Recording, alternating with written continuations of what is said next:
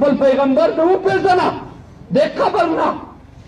د پیدایښت د وخت نه د خدای پیغمبر انت جنت ته پورې در سره ملګری دی د دې میلاد کې تجلیلوي نو بیا په سروبي کې کوم ملا دی خطیب دی یو وابای په نړۍ چا راوستلی هغه وایي دا بدعت دی وایم ماما چرګه وګوره او د مالګې څټل تا ته د پیغمبر د مینې او د محبت څه پته لګي نو ګوره دا محسن پیغمبر دی د دې شکریه واجب ده نو بیا څه در سره وکړه چې داسې روان کې نو دلته نبي علیه الصلاة وسلام ته ملایکه وایي ای یا رسول الله موږ ته ومشر ملایکو ته ورشه موږ سره لاړ شه ځکه ای ما ته امر کړی و چې دا به جهنم ته بیایي نو سمه ده راځه چې کله لاړ شي هغې ته وایي اعمال یې ټول کړه او ورته یا رسول الله د تا د امتي اعمال مې ټول کړل اعمال یې سپک وختل و بیا یې ټول کړه چې کله یې بیا ټول کړه هغه بیا سپک شي رسول الله صلی الله علیه وسلم دغې بډې نه دومره یو کاغذ راوباسي دومره کاغذ دا چې کله تلې ته واچوي او تله په شدت باندې ځمکې ته ورسي او درانه شي دا سړی ورته وایي دا جفاکار خپل پیغمبر نه پېژني ورته وایي من انت ته څوک یې او ورته وایي انا نبیک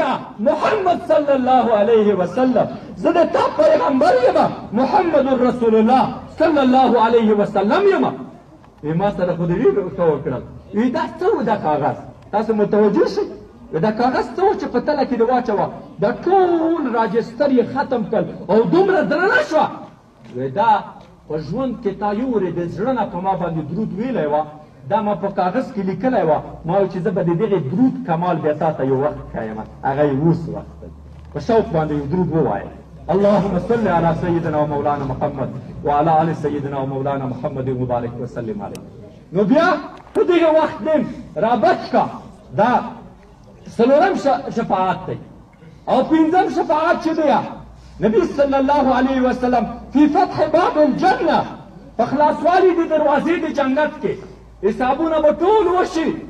په جنتیانو او په جهنمیانو جنتیان به روان شي جنت ته به ځي چې کله جنت ته ورسېږي جنت دروازه وټکوي ملایک ورته ایمان بالباب دروازه د جنت کې څوک یې او ورته وایي موږ جنتیان یو الله په موږ د جنت فیصله کړې جنت دروازه راته خلاصه کړه هغه ورته وایي وی نه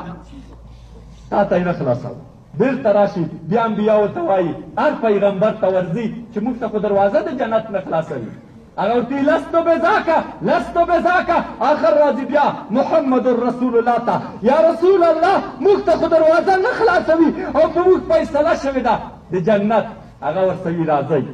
وګوره ما درته وویل چې ته هغې وخته پورې د تا سره دی چې زه جنت ته داخل نه کړم چې کله روان شي او دروازه د جنت وټکوي اواز کا ملایکه من بالباب دروازه کې څوک یې او ورته وایي محمد رسول الله صلی الله علیه وسلم زه یم هغه ورته وایي بکا امرت یا رسول الله یا رسول الله وی په تا باندې زه مامور ومه الله ما ته ویلي وو چې د جنت دروازه به بې د محمد رسول الله نه اول هیڅ چا ته نه خلاصوي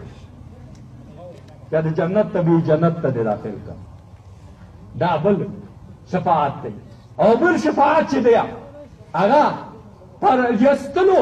د جهنمیانو کې د جهنم نه او جنت ته داخلولو کې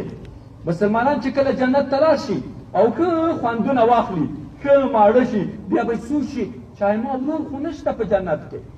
ایما تره زوی خو نشته عالم به وایي وي هغه سړی خو نشته چې ما ته ډوډۍ راکوله بیا به سوچ شي دلته به وایي چې هغه خلک نبي علیه الصلاة وسلام ته به بیا وایي ای د خدای پیغمبره زموږ په جنت کې خو زموږ سره ورور نشته پلار مې نشته هغه ملګری مې نشته دی بیا به نبي علیه الصلاة وسلام به دلته سفارش کا او ورته وایي به ورشه ای جنتیانو د چا چې څوک په جهنم کې دي دا ټول راوباسئ او جنت ته یې داخل دا څومره لوی شفاعت دی نو دا به یې ولي بیا به نبي علیه الصلاة وسلام دومره شفیق پیغمبر دی وربشي د ملایکې ته به وایي د جهنم وي ته دې د راجستر راښکاره کړه دا راښکاره کړه چې د ما کوم امتي پکې پاتې نه وي د راجستر ورکړه د خدای پیغمبر د سر نه شروع کا آخره پورې یې وګوري او بیا شک ورته پیدا شي زه بیا ګورم چې داسې نه چې کوم امتي پکې پاتې وي هغه ورته وایي ملائکه ورته یا رسول الله په دې راجستر کې د جهنم په راجستر کې تا یو امتي هم نه دی پاتې دا ټول دی هغه نه ایستل کېږي دا بل شفاعت دی او بل بیا چې دا جنت ته لاړ شي کتاب لیکي د دې په تندیو باندې به لیکلي وي الجهنمیون دا جهنمیان دي جهنم نه راغلي دي اول په جنت کې نو بیا به دوی الله ته سوال وکړي چې الله موږ دا ټول جنت راته ګوري وي چې دا اول په جهنم کې و بیا به دعا ورته وکړه الله تعالی وایي بیا هغه د تندي نه چې کوم شی به لیکلي وو چې جهنمیون هغه به تللی شي او بل شفاعت چې دی هغه شفاعت په جنت کې به مېلمستي شروع وي په جنت کې داسې مېلمستي وي چې تا کله د بل ملګري کور ته ورشې او په جنت کې د هغې مقام وګورې ډېر ښکلی مقام به وي ښکلې هورې به وي او ښکلی ځای به وي او بیا به سوال کوي چې کاشکې د ما ځای داسې وای لکه دغې ملګري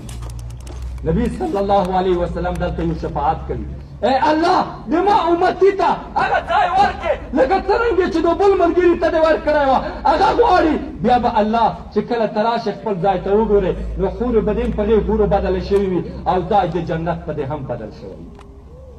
دا نبی صلی الله علیه وسلم دغه شفاعتونه کوي دا څو قسمه شفاعت د نبی صلی الله علیه وسلم مې درته ذکر کا نو نبی علیه الصلاة والسلام د پیدایښت د وخت نه انت دغه وخته پورې چې ته جنت ته داخل کړی دغه وخته د تا سره ملګری دی د داسې پیغمبر دغه شکریه واجب ده دغه داسې اظهار د خوشحالي واجب دی چې په دې خوشحالي سره یې وکړه بعضې خلک چې هغه د دې په قدر باندې نه پوهېږي هغې دا لیدلي نه دي نو هغه لګیا شي د ځان هغه یي د خدای پیغمبر دا نه دي کړي د خدای پیغمبر هم دا کړي صحابه کرام هم کړي الی یومنا هذا شوي دي خو ته چې په دین نه یې خبر او په کتاب باندې نه یې خبر دا د تا مشکل دی څو خبرې مې وکولې که د ما نه کوم نقصانات شوي وي د هغې معافي غواړم واخر دعوانا ان الحمد لله رب العالمین